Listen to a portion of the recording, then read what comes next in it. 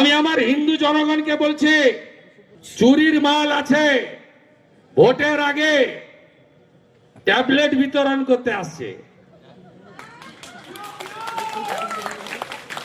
Tablet খাবেন না, আমি তো কম বেশি ডেলি সেবা দিই। এরা চায় হিন্দু জনসংখ্যা কমে যাক নন্দীগ্রামে, যাতে হিন্দুরা বাংলাদেশের মতো মাইনর হয়ে যাক। কে জানে না যে এই ট্যাবলেট গুলোর মধ্যে জন্ম নিয়ন্ত্রণের ট্যাবলেট ঢোকানো আছে। খুব সাবধান,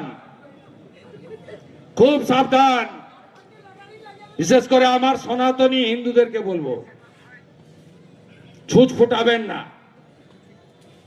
এদের কাছে ব্লাড দিবেন না। কত ব্লাড টেস্ট করতে হবে আমাকে জানান।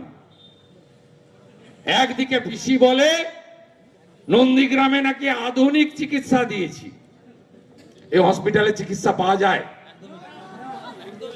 Referred referred referred referred. আসো আর যাও, অ্যাম্বুলেন্সের ভাড়া মেটাও, তাই তো? কোন হেলথ সেন্টার মহেশপুর থেকে শুরু করে কোথাও ডাক্তার আছে, ওষুধ আছে?